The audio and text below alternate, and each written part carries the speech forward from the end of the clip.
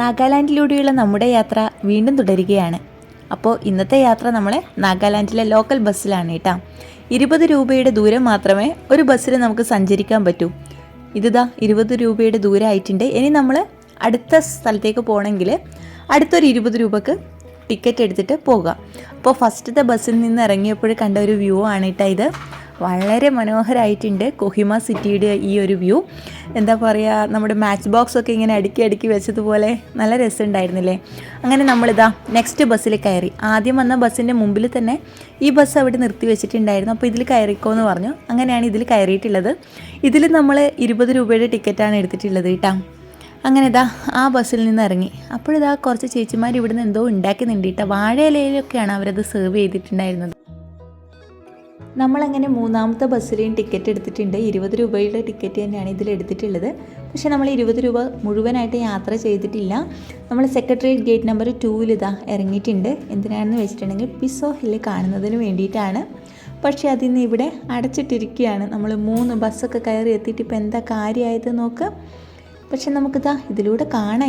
ഇത്രയേ ഉള്ളൂ. ഇവിടെ എസെറ്റ് പിസോ എന്ന് പറയുന്ന the father of Nagaland, the father of nation എന്നാണ് ഇദ്ദേഹം അറിയപ്പെടുന്നത്. അപ്പോൾ നാഗാലാൻഡിനെ ഒരു സെപ്പറേറ്റ് ഒരു നാഷൻ ആക്കുന്നതിന് വേണ്ടിയിട്ട് ഒരുപാട് പ്രവർത്തിച്ചിട്ടുള്ള ഒരു വ്യക്തിയാണ് ഇദ്ദേഹം. 1904 ഇദ്ദേഹം ജനിക്കുന്നത്. 1990 മരണപ്പെടുന്നത്. ഇത് നമ്മുടെ ഭൂമി, നമ്മുടെ പൈതൃകമാണ്. ഇത് മറ്റൊരാളുടെ മുന്നിൽ നമ്മൾ അടിയറവ് വെക്കില്ല.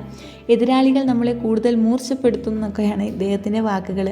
ഈ ഒരു റൂട്ടിലൂടെ തന്നെയാണ് നമ്മൾ സെക്രട്ടേറിയറ്റിലേക്ക് പോകേണ്ടത്. ഗേറ്റ് നമ്പർ 1 ഇറങ്ങിയാൽ നമുക്ക് സെക്രട്ടേറിയറ്റിന് ക്ലോസ് ആയിട്ടുള്ള വ്യൂ കിട്ടും.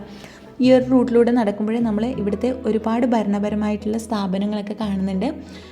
ഒരുപാട് സ്ഥാപനങ്ങളുടെ ഹെഡ് ഓഫീസൊക്കെ വർക്ക് ചെയ്യുന്ന ഒരു റൂട്ടാണിവിടെ. ഇവിടെ നിങ്ങൾ നോക്കുക, government of Nagaland, directorate of sericulture, Nagaland Kohima, അവിടെ അതിൻ്റെ ഓഫീസുണ്ട് ഇവിടെ. അതുപോലെ തന്നെ ഹയർ എഡ്യൂക്കേഷൻ്റെ ഓഫീസുണ്ട്, ടെക്നിക്കൽ എഡ്യൂക്കേഷൻ്റെ ഓഫീസുണ്ട്. അതുപോലെ തന്നെ ഈ ഒരു റൂട്ടിൽ തന്നെയാണ് ലോക്പാൽ ലോകായുക്തയുടെ ഓഫീസ് ഉള്ളത്. ഇവിടുന്ന് നോക്കുമ്പോൾ നമുക്ക് നാഗാലാൻഡിലെ സെക്രട്ടേറിയറ്റിൻ്റെ ഒരു വ്യൂ കിട്ടുന്നുണ്ട്. കാണുന്നില്ലേ ദൂരെ? ഇതാണ് കേട്ടോ നാഗാലാൻഡിലെ സെക്രട്ടേറിയറ്റ്. ഗേറ്റ് നമ്പർ 1 ഇറങ്ങിയിട്ടുണ്ടെങ്കിൽ നമുക്ക് കുറച്ചൊരു ക്ലോസ് ആയിട്ട് കാണാമായിരുന്നു.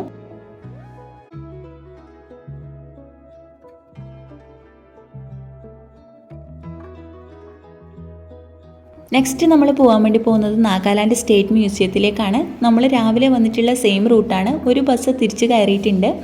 ബാക്കിയുള്ള ഭാഗം നമുക്ക് വേണമെങ്കിൽ ടാക്സിയിൽ പോകാം, അല്ലാന്നുണ്ടെങ്കിൽ നമുക്ക് നടന്നു പോകാവുന്നതാണ്. നമ്മളങ്ങനെ ഗൂഗിൾ അപ്പൂപ്പൻ്റെ സഹായത്തോടു കൂടി നടന്നു പോകുകയാണ്. അത്യാവശ്യം നല്ല കയറ്റവും നല്ല വളവും ഉണ്ട്. അപ്പോൾ മ്യൂസിയത്തിൻ്റെ വിശേഷങ്ങൾ നമുക്ക് നെക്സ്റ്റ് വീഡിയോയിൽ കാണാം.